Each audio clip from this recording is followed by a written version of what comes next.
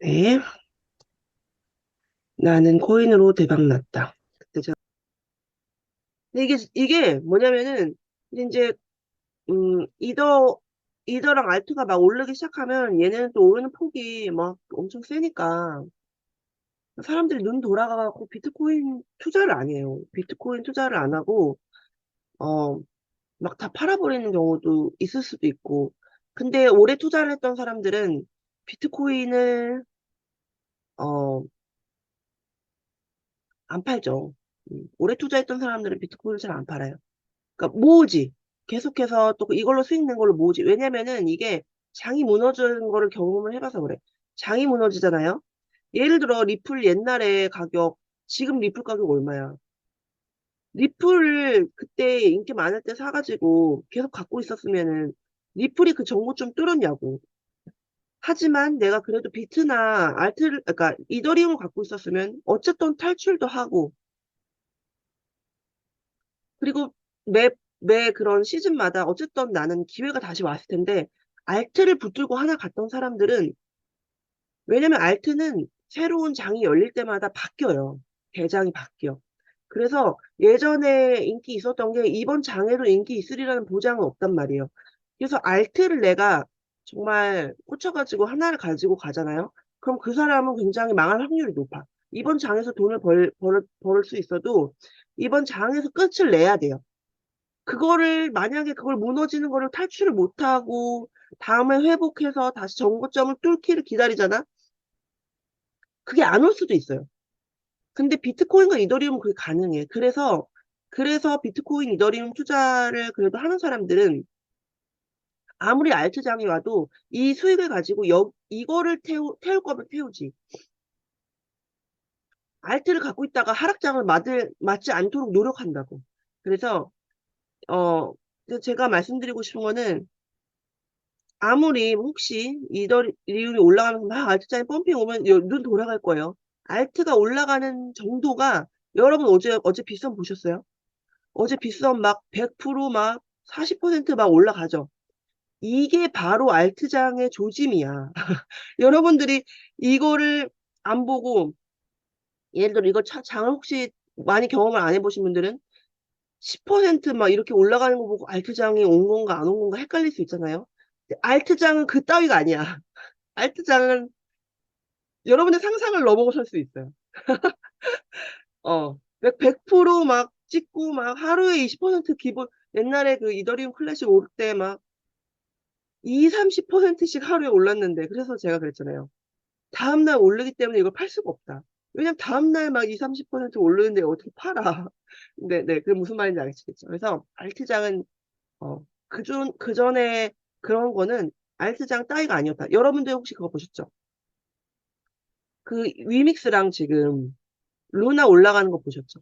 그 정도는 돼야 알트장이라고를 표현할 수 있죠. 그러니까 근데 다른 코인도 다 그 정도로 움직여야 돼. 네다섯 배를 간다는 얘기예요, 기본적으로. 그래서 음, 그럴 때 사람들이 당연히 눈이 돌아가죠. 내가 알트를 지금 안 갖고 있으면 나는 어 바보죠, 바보. 그런 상황이 오면은 약간 그렇게 포모를 느낄 수 있어요. 그런데 여러분들은 거기서 매몰되지 마시고 꼭 수익이 나면은 거기서 꼭 입절을 하셔서 이거를 이더나 비트를 태우던지 아니면 현금화를 하셔서 그 현금을 보유를 하셔야 돼.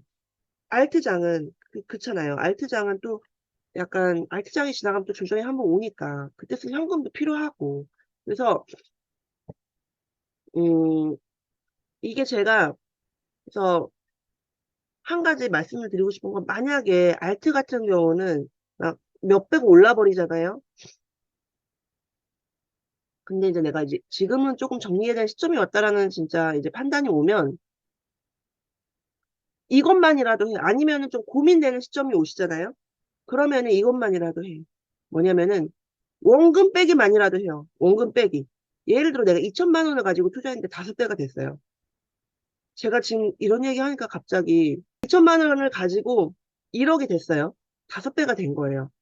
그러면은 거기서 사람들이 더 갈 것 같아서 돈을 이걸 매도를 못 해. 근데 그랬잖아요, 제가. 어, 장기, 제가 그 명상에서 장기 투자자가 그 전설의 그 단기 투자자한테 배우러 갔더니 전설의 단기 투자자가 딱 한마디 해줬다고. 팔으라. 팔으라고 그랬다고 했잖아요. 그러니까 여러분이 장기 투자자면 비트 이더만 그냥 무식하게 사 모으고 아니면 여러분이 이 돈을 벌어가지고 좀 어떻게 좀 보고 싶은 나는 조금 그런 욕망이 있다라고 하시면 많이 올랐으면 파셔야 되는데, 근데 당장 다음날 막 10%, 20%씩 오르는데 내가 이 1억을 가지고 당장 10%만 올라도 1,000만 원씩 하루에 붙는데 이거를 팔기가 쉽지가 않아요. 솔직히. 그때가 되면. 나 다 할 수 있을 것 같지.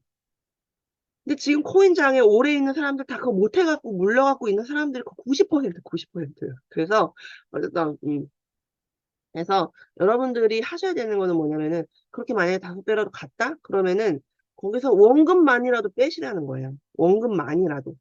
예를 들어 내가 2천만 원을 가지고 했잖아. 그러면 그 2천만 원이라도 빼라고.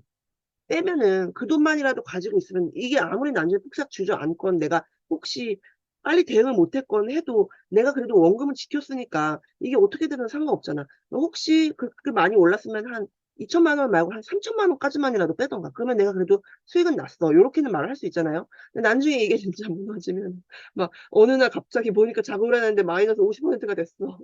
그러면 어떡할 거야. 그래서 네. 이게 전략이 몇 가지가 있는데 제가 특강에서 좀 더 자세하게 다룰게요. 이게 원금 빼기 전략이 있고 또 하나는 아니면 수익금 빼기 전략이 있고 몇 가지 제가 쓰는 방법이 있어요. 그래서 어쨌든 제가 말씀드리고 싶은 건 고민되면 빼. 고민되면 익절을 해. 무조건. 조금만이라도. 네, 무슨 말인지 아셨죠? 아, 지금 이 얘기 할 타이밍인가는 모르겠지만 갑자기 말이 나와가지고. 네. 여러분들이 조만간 그런 일 겪길 바랍니다. 근데 제 말 잊으면 안 돼요. 그래서, 지금 무슨 얘기가 오늘은 좀 지배적이었냐면, 비트코인 ETF 승인 임박했다라는 뉴스가 굉장히 있었어요. 그러니까 이게 지금 임박했다 하면 또 사람들이 약간 좀 눌려요. 못 사죠. 왜냐면은 승인하면 빠질까봐. 아, 여기 써주셨구나.